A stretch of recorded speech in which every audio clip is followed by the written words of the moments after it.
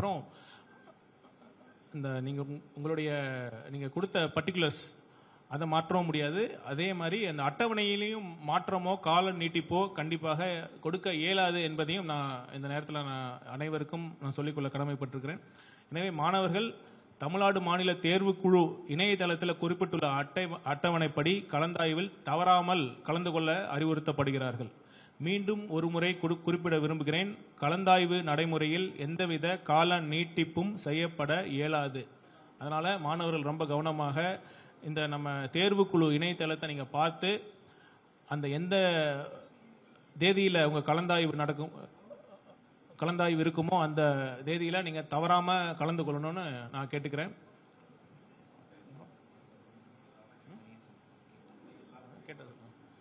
மீண்டும் ஒரு முறை இந்த வெற்றி பெற்ற இந்த மாணவர்கள் அனைவருக்கும் எம்பிபிஎஸ் பல் மருத்துவம் மற்றும் மருத்துவம் சார்ந்த படிப்புகளுக்கு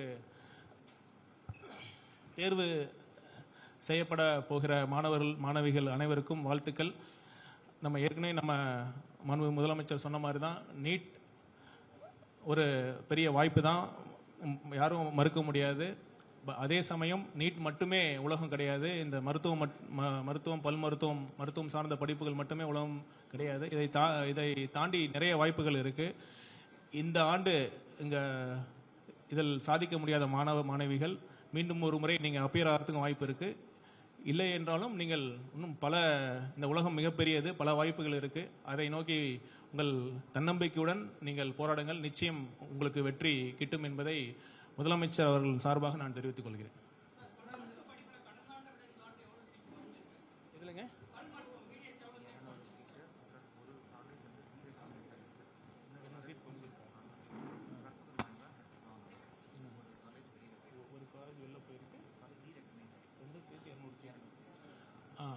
மொத்தம் 200 சீட்டு பல் மருத்துவத்தை பொறுத்த வரைக்கும் நம்ம கலந்தாய்வுகளுக்கு நம்ம குறைஞ்சிருக்கு. சென்ற ஆண்டை விட இதில் கம்மியாக இருக்கு. அது காரணம் பார்த்தீங்கன்னா, ஒரு காலேஜ் டீரெகனைஸ் ஆயிருக்கு, ஒரு காலேஜ் நம்ம டீம்டு யூனிவர்சிட்டினால நம்ம அந்த கலந்தாய்வின் இந்த ஷெடியூல் இருந்து வெளில போயிருக்காங்க. அதனால மொத்தம் 200 இடங்கள் பல் மருத்துவத்தை பொறுத்த வரைக்கும் நம்ம இந்த ஆண்டு குறைவா இருக்கு.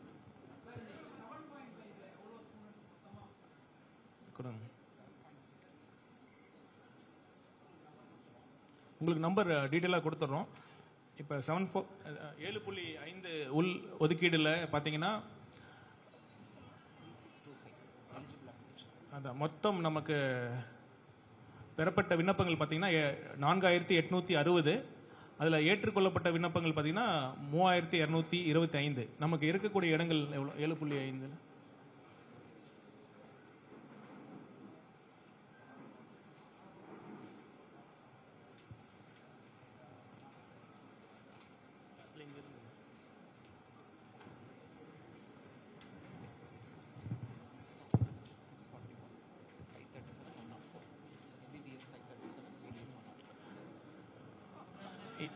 எம்பிபிஎஸ் மருத்துவ படிப்பை பொறுத்தவரையில் 7.5% இடஒதுக்கீடு மூலம் 537 இடங்கள் நம்ம ஃபில் பண்ண போறோம் இந்த ஆண்டு.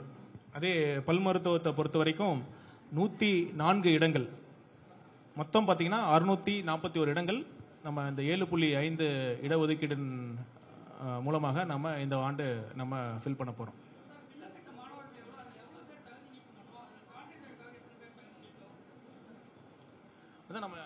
நம்ம முதல்லயே குறிப்பிட்ட மாதிரி எத்தனை விண்ணப்பங்கள் நமக்கு வந்திருக்கு, அதுல ஏற்றுக்கொள்ளப்பட்ட விண்ணப்பங்கள் எத்தனை நம்ம டீட்டெயிலா நம்ம கொடுத்துறோம்.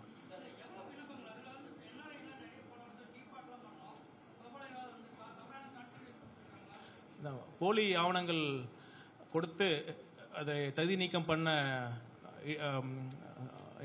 மாணவ மாணவிகளும் உண்டு. பார்த்தீங்கன்னா 2024 ஆண்டில் பார்த்தீங்கன்னா 9 பேர் இந்த மாதிரி போலி ஆவணங்கள் கொடுத்ததுனால நம்ம தகுதி நீக்கம் பண்ணியிருக்கோம். அதே 2025 ஆண்டு, அதாவது போன வருஷம் 25 போலி ஆவணங்கள் நம்ம கண்டுபிடிச்சிருக்கிறோம். இந்த ஆண்டு பார்த்தீங்கன்னா 5 மாணவர்கள் போலி சான்றிதழ் சமர்ப்பித்தது நம்ம கண்டுபிடிச்சிருக்கோம். இதை தவிர என்ஆர்ஐ கோட்டாவில் பார்த்தீங்கன்னா நம்ம அந்த தூதரக ஒரு சான்றிதழ் நம்ம கேட்டு நம்ம விண்ணப்பிப்போம். அவங்க உண்மையாலுமே அவங்க என்ஆர்ஐ தானா அப்படிங்கிற மாதிரி. அதன் நம்ம எவ்வளோ கொடுத்து இன்னும் ப்ராசஸில் இருக்கு. 512 பேர் என்ஆர்ஐ கோட்டா மூலம் விண்ணப்பிச்சிருக்காங்க. அவங்க அனைவருக்கும் நம்ம தூதரகம் சான்றிதழ் கேட்டு நம்ம அந்த கன்சர்ன்ட் எம்பசிக்கு அனுப்பிச்சிருக்கோம். அதில் 212 விண்ணப்பங்கள் வெரிஃபை பண்ணி வந்திருக்கு. மீதியும் நம்ம வெயிட் பண்ணிட்டு இருக்கோம்.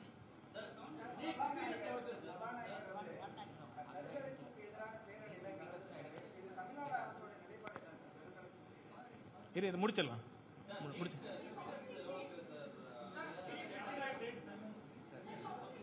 ஒரே நிமிஷம்.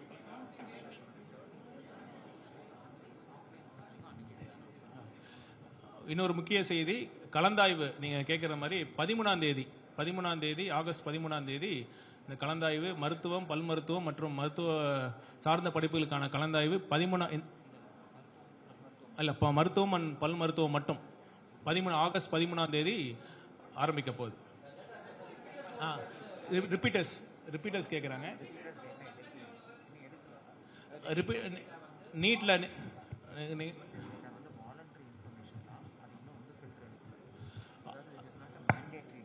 நம்ம என்ன அதிகாரிகள் என்ன சொல்றாங்கன்னா, நம்ம விண்ணப்பங்கள்ல ஃபர்ஸ்ட் டைமா இல்லை ரிப்பீட்டாங்கிற காலம் இல்லை, அதனால அது வாலண்டரி டேட்டா தான் அப்படின்னு சொல்லியிருக்காங்க.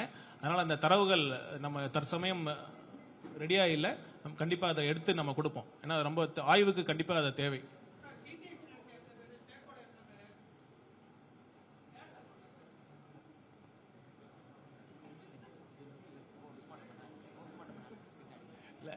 அதாவது பாத்தீங்கன்னா இது ஒரு இல்ல இது ரொம்ப முக்கியமான கேள்விதான்.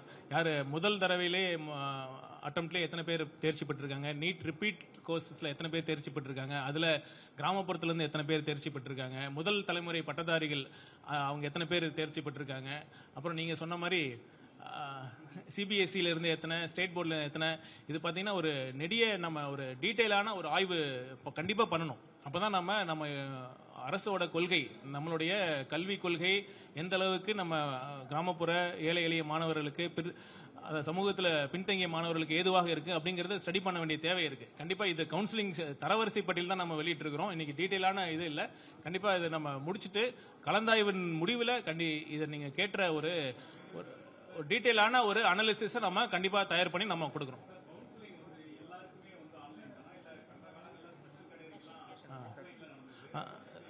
ஸ்பெஷல் கேட்டகரி மாணவர்களுக்கு ஆஃப்லைன் மூலமா தான் இந்த வருஷமும், சென்ற ஆண்டு போலவே இந்த வருஷமும் ஆஃப்லைன் மூலமா தான் அந்த கலந்தாய்வு நடக்கும். அவங்களுக்கு மட்டும்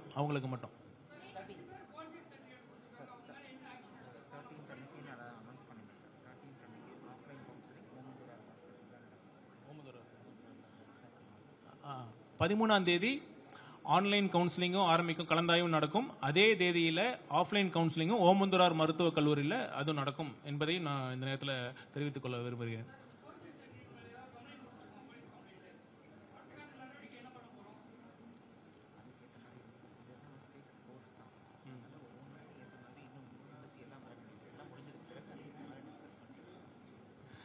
இல்லை, கண்டிப்பாக பார்த்தீங்கன்னா ஒவ்வொரு இடமும் ரொம்ப முக்கியம். ஒரு நீட் இடம் கிடைக்காம மாணவிகள் தற்கொலை பண்ற சூழல் இருக்கிறப்ப இந்த மாதிரி போலி ஆவணங்கள்லாம் கொடுத்து நம்ம இடம் விண்ணப்பிக்கிறதுக்கே பெரிய ஒரு குற்றம் தான். நான் எந்த மாதிரி நீங்க இந்த உங்க செய்தியாளர் சந்திப்புக்கு முன்னாடி எந்த மாதிரிலாம் போலி ஆவணங்கள் கொடுத்துருக்காங்க அப்படின்னு பார்க்கறதுக்கு ஒரு 5 விண்ணப்பங்களை பார்த்தேன் நான். என்னன்னா அந்த நீட் ஸ்கோரையும் டேம்பர் பண்ணியிருக்காங்க. அது ஆப்வியஸா தெரியுது. அது ஒரு இது இருந்தா காட்டுங்க பார்க்கலாம். இல்ல பேர்லாம் வேணாம்.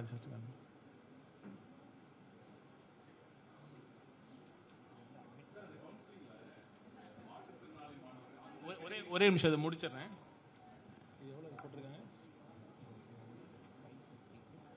அதான் ஒரு மாணவர் பாத்தீங்கன்னா அவரு ஆக்சுவலா வாங்கின மார்க் வந்து 170. ஆனா அவர் விண்ணப்பித்ததுல பாத்தீங்கன்னா 552 சொல்லி விண்ணப்பிச்சிருக்காங்க. இது எப்படி பண்றாங்கன்னே தெரியல. ஏன்னா இப்ப எல்லாமே நம்ம ஆக்சுவலா மார்க் கூட கேட்கறது இல்லைன்னு நினைக்கிறேன். நம்ம விண்ணப்பத்துல நம்ம அவங்களுடைய மதிப்பெண் கூட கேட்கறது இல்லை. ஏன்னா நம்ம ஆன்லைன்ல எல்லாமே டேட்டா இருக்கிறதுனால நம்ம அவங்களை கேட்கறது இல்லை. ஆனா என்ன பண்ணோம், அவங்களுக்கு தகுதி இல்லை, இன்எலிஜிபிள்னு சொல்லிட்டோம். இன்எலிஜிபிள்னு சொன்னதுக்கு பிறகு அவங்களா அனுப்பிச்சது இதெல்லாம் டேட்டா. நாங்க வந்து இவ்வளவு வாங்கியிருக்கோம் அப்படின்னு சொல்லி அவங்க அனுப்பிச்சதுல தான் இதை நம்ம கண்டறிச்சிருக்கோம். கண்டிப்பா இதை மேல ஒரு உரிய நடவடிக்கை எடுக்கணும் நான் கேட்டுக்கிறேன். DMA madam.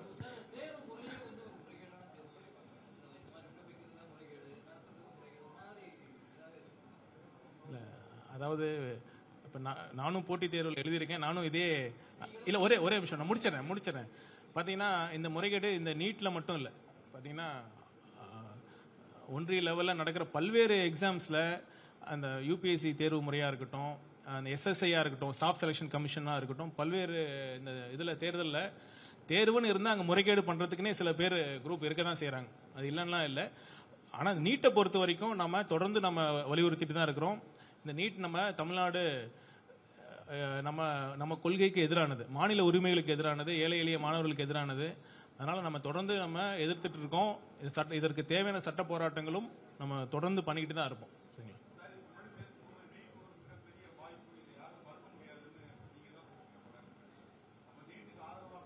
இல்ல அதாவது அப்படி அந்த அர்த்தத்தில் சொல்லலைங்க. இந்த மருத்துவம் மற்றும் மருத்துவமுக்கான அட்மிஷன்ஸ், இந்த நுழைவுத் தேர்வு அப்படிங்கிறது இந்த நம்ம இப்ப நீட் இருக்கு. அதனால நம்ம சுப்ரீம் கோர்ட் படி கட்டாயமா நம்ம மேல திணிச்சிருக்காங்க.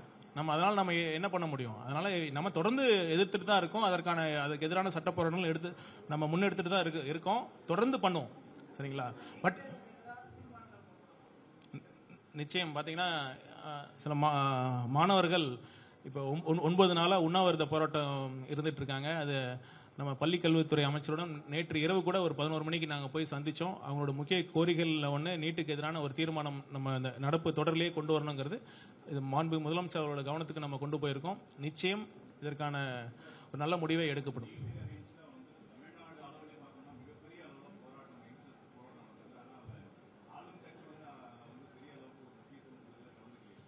நம்ம அரசே நம்ம ஆட்சியில் இருக்கிறோம். நம்ம அதற்கு தகுந்தபடி நம்மளுடைய போராட்டங்கள் இருக்கும். பார்த்தீங்கன்னா சட்டம் அவங்க நீதிமன்றத்தில் நம்ம எந்த அளவுக்கு நம்ம வாதங்களை திறமையாக எடுத்து வைக்கணும், நம்ம சிறந்த வழக்கறிஞர்கள் அவங்கள அப்பாயிண்ட் பண்ணி சட்ட போராட்டத்தின் மூலமாக தான் ஒரு நிரந்தர தீர்வு கிடைக்கும். நம்ம தொடர்ந்து வலியுறுத்திட்டு தான் இருக்கிறோம்.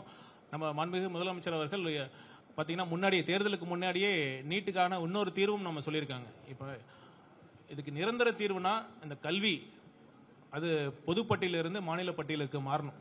அதுதான் நிரந்தர தீர்வாக இருக்கும். நம்ம தொடர்ந்து சொல்லிட்டே இருக்கிறோம். இந்தியா ஒரு கூட்டமைப்பு, ஒரு ஃபெடரல் பாலிட்டி. அதில் ஒன்றிய அரசு பார்த்தீங்கன்னா அவங்களுக்கு பல முக்கிய பணிகள்லாம் இருக்குது, கடமைகள்லாம் இருக்குது. வெளியுறவுத்துறை, பொருளாதாரம், அந்த கம்யூனிகேஷன்ஸ், இந்த மாதிரி மருத்துவம், கல்வி இதெல்லாம் அந்தந்த மாநிலங்களுக்குலாம் விட்டுறது தான் சரியானதாக இருக்கும். ஆனால் இப்போ பார்த்தீங்கன்னா ஒன்றிய அரசு சார்பில் மத்திய கல்வி மருத்துவ கல்லூரிலாம் நிறைய இடங்கள் இருக்குது. பார்த்தீங்கன்னா ஜிப்மர் இருக்குது, எய்ம்ஸ் இருக்குது. ஸோ அதனால தான் நம்ம என்ன சொல்கிறோம், அது பொதுப்பட்டியலில் இருந்தால் கூட ஒரு சிறப்பு ஒரு பொதுப்பட்டியல் ஸ்பெஷல் கன்கரண்ட் லிஸ்ட்னு கொண்டு வந்து அந்த லிஸ்ட்டில் கல்வியும் மருத்துவத்தையும் நம்ம இணைத்து அதில் கொண்டு வந்ததுக்கு பிறகு இந்த கல்வியில் ஒரு மாநில அரசு ஒரு லாவை கொண்டு வந்தோம்னா, ஒருவேளை அது ஒன்றிய சட்டத்தோட ஒரு கான்ஃப்ளிக்ட் இருந்ததுன்னா அந்த மாநில சட்டம் தான் செல்லுபடியாகும். அப்படிங்கிற முறையில் ஒரு ஸ்பெஷல் கன்கரண்ட் லிஸ்ட் கொண்டு வரணுங்கிறது தான் மாண்பு முதலமைச்சர் அவர்கள் ஒரு தீர்வாக சொல்லியிருக்காங்க. நிச்சயம் பார்த்தீங்கன்னா எல்லாத்துக்கும் ஒரு தீர்வு கண்டிப்பாக கிடைக்கும். இதற்கான நேரம் காலம் தான் கூடி வரணும். நம்ம தொடர்ந்து போராடிட்டே இருப்போம். நிச்சயம் ஒரு நாள் நிலைமை மாறும். இந்த கல்வி மாநில பட்டியலுக்கு மாறும்.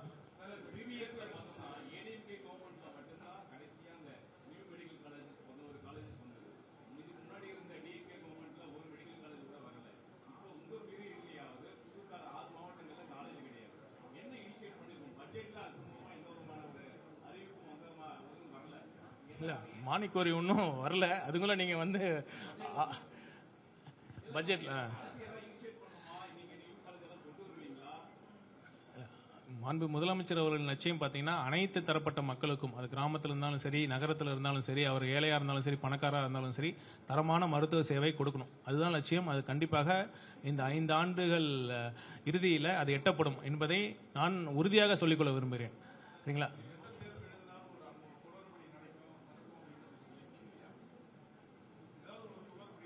முயற்சிகள் நடக்க தான் செய்யும். முயற்சிகள்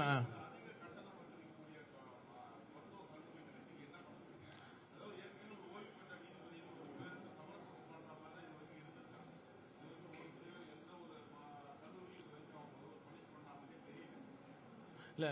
பார்த்தீங்கன்னா இந்த ஆண்டு இந்த மாதிரி கூடுதல் கட்டணம் வசூலித்தாங்க அப்படிங்கிற ஒரு புகார் வந்தப்ப நம்ம ஒரு கமிட்டி அப்பாயின்ட் பண்ணியிருக்கோம்.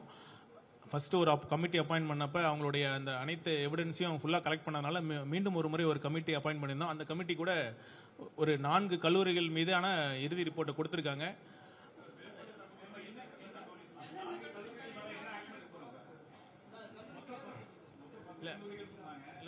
ஒரு கல்லூரியில அவங்க வந்து கூடுதல் கட்டணம் வசூலித்தது உண்மை என்று அந்த நம்ம இன்டர்னல் கமிட்டி சொல்லியிருக்காங்க.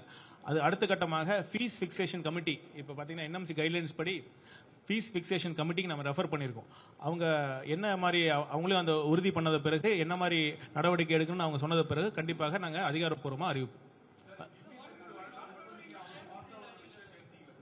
இல்லை, மீதி 2 கல்லூரியில் பார்த்தீங்கன்னா அது அவங்களோட புகார் கொடுத்தவங்க அவங்களுக்கான உரிய அந்த பேங்க் ஸ்டேட்மெண்ட்டோ எப்படி கொடுத்தோங்கிறத அவங்களால சப்மிட் பண்ணல. என்கொயரி கமிட்டி போய் அவங்ககிட்ட போய் விசாரிச்சப்ப அவங்க கொடுக்க முன் வரல, எது எப்படி கொடுத்தோம் அப்படிங்கிறதுனால.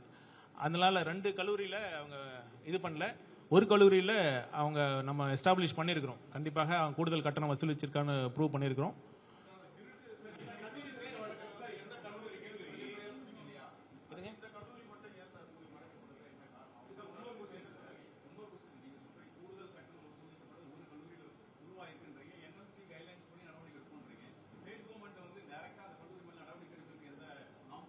இல்ல, அதான் அந்த கைட்லைன்ஸ் இருக்கு. அது நம்ம அதிக கட்டணம் வசூலித்தாங்கன்னு ப்ரூவ் பண்ணா என்ன பண்ணணும், எந்த மாதிரி நடவடிக்கை எடுக்கணும்னு நமக்கு அது கைட்லைன்ஸ் இருக்கு. எல்லாம் விதிப்படி அந்த சட்டப்படி தான் நம்ம பண்ணணும். நம்ம அதிகாரம் இருக்குன்னு நம்ம பண்ண முடியாது. கண்டிப்பாக இப்போ இன்னைக்கு தான் நான் வந்து இந்த செய்தியாளர் சந்திப்புக்கு முன்னாடி அதை தான் நான் ரிவ்யூ பண்ணேன், வந்திருக்கு. கண்டிப்பாக அடுத்த கட்டத்துக்கு எட்டி இருக்கு அப்படிங்கிறத நான் தெளிவாக சொல்லிக்கிறேன்.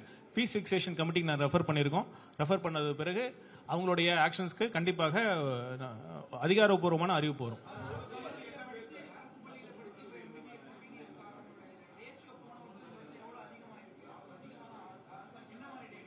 இல்ல, அதான் நான் ஏற்கனவே சொன்ன மாதிரி அது ஒரு முழு ஒரு ஆய்வு நம்ம பண்ண வேண்டியது இருக்கு.